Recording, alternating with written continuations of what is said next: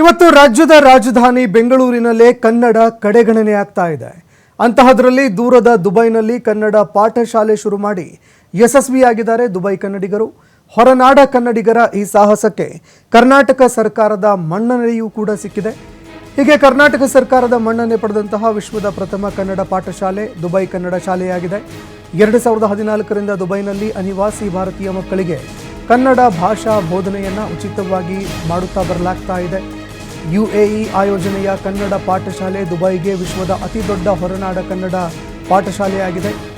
ಈ ಶಾಲೆಗೆ ಕರ್ನಾಟಕ ಸರ್ಕಾರದ ಕನ್ನಡ ಅಭಿವೃದ್ಧಿ ಪ್ರಾಧಿಕಾರ ಮನ್ನಣೆ ಪತ್ರವನ್ನು ನೀಡಿ ವಿದೇಶದಲ್ಲಿ ಕನ್ನಡ ಕಲಿಕೆಗೆ ಉತ್ತೇಜನ ಕೊಟ್ಟಿದೆ. ಮುಂಬೈ ಕನ್ನಡ ಪಾಠಶಾಲೆಯ ವಾರ್ಷಿಕ ಪರೀಕ್ಷೆಯಲ್ಲಿ ತೇರ್ಗಡೆಯಾಗುವ ಪ್ರತಿಯೊಬ್ಬ ವಿದ್ಯಾರ್ಥಿಗೂ ಸರ್ಕಾರದ ಲಾಂಛನವಿರುವಂತಹ ಪ್ರಮಾಣ ಪತ್ರ ನೀಡಲಾಗುತ್ತೆ. ಕನ್ನಡ ಪಾಠ ಶಾಲೆ ದುಬೈನ ಆಯೋಜಕರ ನಿಯೋಗ ಏಪ್ರಿಲ್ 10ರಂದು ಸಚಿವರಾದ ಶಿವರಾಜ್ ತಂಗಡಗಿ ಅವರನ್ನು ಭೇಟಿ ಮಾಡಿತ್ತು. 10 ವರ್ಷಗಳ ಶಾಲಾ ಅಂಕಿಅಂಶಗಳ ಸಮಗ್ರ ವರದಿಯನ್ನು ಒಪ್ಪಿಸಿದ್ದು ಕನ್ನಡ ಸೇವೆಯನ್ನು ಪುರಾವೆಗಳ ಸಮೇತವಾಗಿ ನಿರೂಪಿಸಿದ ಫಲವಾಗಿ ಮನ್ನಣೆ ಕೂಡ ದೊರೆತಿದೆ. ಕನ್ನಡ ಪಾಠಶಾಲೆ ದುಬೈ ಬಗ್ಗೆ ಸಂಪೂರ್ಣ ಅರಿವಿರುವಂತಹ ಅನಿವಾಸಿ ಭಾರತೀಯ ಸಮಿತಿಯ ಉಪಾಧ್ಯಕ್ಷೆ ಡಾಕ್ಟರ್ ಆರತಿ ಕೃಷ್ಣರವರು ಸಚಿವ ಶಿವರಾಜ್ ತಂಗಡಗಿ ಅವರಿಗೆ ವಿವರಣೆ ಕೊಟ್ಟಿದ್ದಾರೆ.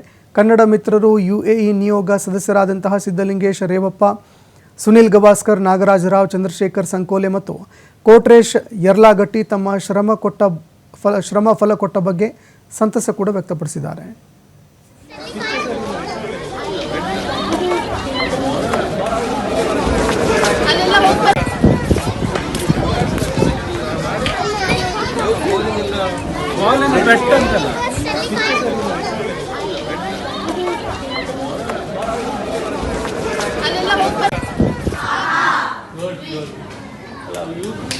ಚಾರ್ಟ್ ಸಿಗ್ತಾವಲ್ಲ, ಇಂಗ್ಲೀಷು ಸಿಗ್ತಾವಲ್ಲ, ಕನ್ನಡ ಬಂದಿದ್ದಾವ ಅಲ್ಲಿ.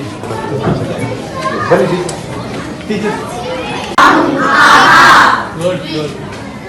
ಇವು ಚಾರ್ಟ್ ಸಿಗ್ತಾವಲ್ಲ, ಇಂಗ್ಲೀಷು ಸಿಗ್ತಾವಲ್ಲ. ಅಲ್ಲ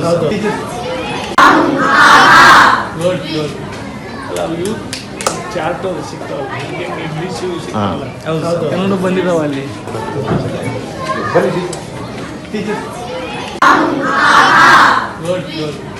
ಅಲ್ಲ ಇವು ಚಾರ್ಟ್ ಸಿಗ್ತಾವಲ್ಲ, ಇಂಗ್ಲೀಷು ಸಿಗ್ತಾವಲ್ಲ, ಕನ್ನಡ ಬಂದಿದ್ದಾವ ಅಲ್ಲಿ.